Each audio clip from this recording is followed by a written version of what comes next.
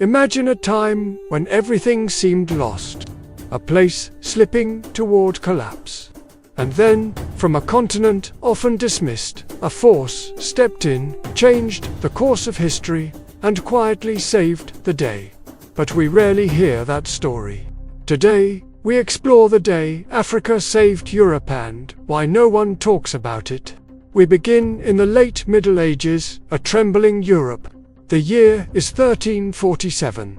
The Black Death has arrived, carried by ships and rats. Within just 2 years, an estimated 1/3 of the population is gone. Cities are deserted, churches are filled with the dying, and the economy is in a freefall. It's a continent in crisis. But what if I told you that far away, in Africa, a network of knowledge, science, and trade was already in place, one that would intervene and help Europe rebound? We often imagine Europe and Africa as two separate stories. Europe, rising and discovering.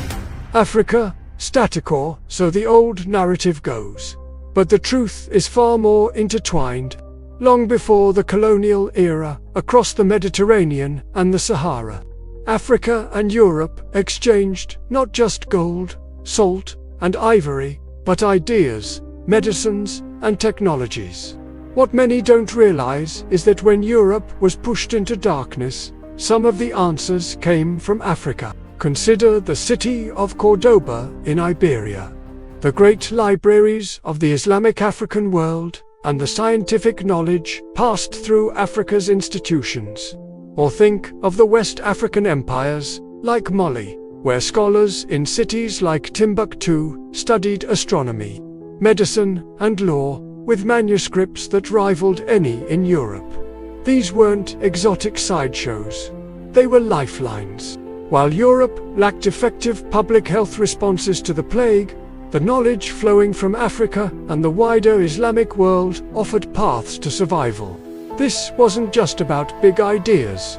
It was about trade, migration, and the diaspora that moved between continents.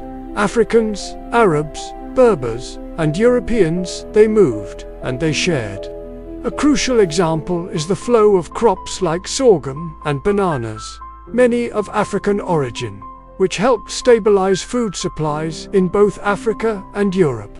But let's focus on the medical knowledge. Manuscripts, surgical techniques, and hygiene practices traveled through African networks into Europe. So, when the plague hit, Europe didn't just respond with prayer.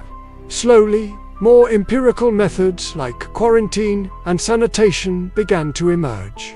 Some of this was homegrown, but a lot of it was imported knowledge.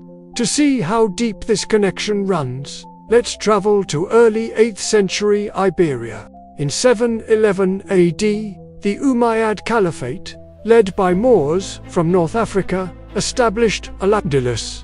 Many historians just call this the Muslim conquest of Spain, but it's a much deeper story. North African scholars brought advanced mathematics, medicine, architecture, and science to Europe's doorstep. For centuries, Cordoba became one of the most vibrant intellectual centers on the continent.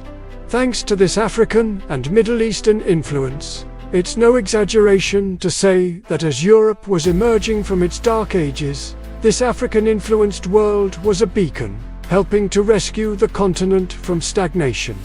Now, let's jump back to the plague in the 14th century. Europe was decimated. Feudal systems were strained. But over the next few centuries, Europe began to rebound. New medical schools arose, and public health measures took root.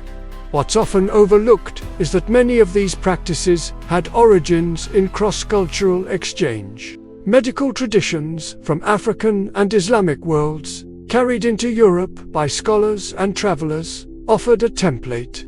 Europe didn't have to reinvent everything from scratch. Beyond medicine, Africa's economic role was profound. Even before the Age of Discovery, Africa's wealth in gold and salt underpinned the growth of European commerce. Gold from West Africa funded European monarchies. The trans-Saharan salt trade connected empires and markets.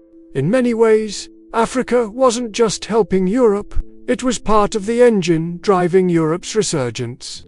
Yet, the dominant narrative frames Europe as the center and Africa as the periphery. So, why haven't we heard this story more often? Because history is often written by the winners. European colonial powers preferred to depict Africa as a backward continent waiting for a civilizing mission.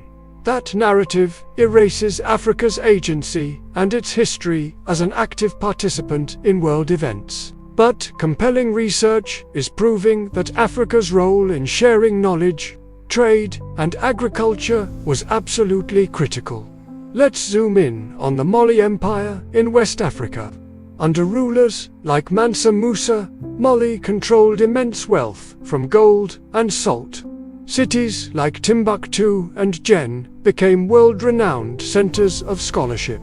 At its peak, Timbuktu held more manuscripts than many European cities combined. Imagine European traders and scholars engaging with that world, bringing back ideas and connecting to these vast networks of knowledge. While Europe was recovering from plague, this West African world was flourishing and indirectly exporting its wisdom.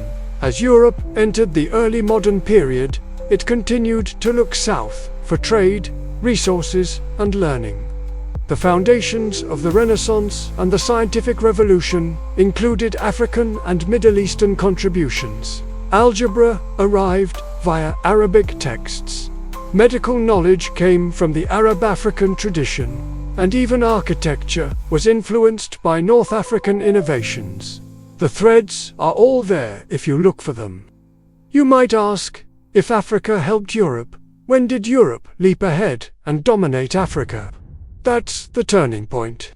As Europe industrialized and expanded its colonial reach, Africa's role was forcibly shifted from a knowledge partner to a colonized continent. The narrative was rewritten, and the earlier era of exchange was obscured.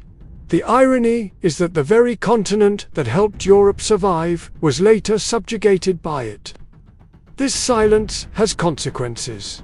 It shapes our understanding of who helped whom. If we believe Europe pulled itself up alone, we miss the power of collaboration. If we see Africa as always passive, we lose sight of its long history of innovation. Today, as we face global challenges like pandemics and climate change, the idea that no continent acts alone is more relevant than ever. The story of Africa's contribution to Europe's survival reminds us that we are all connected. Let's return to that scene in 14th century Europe.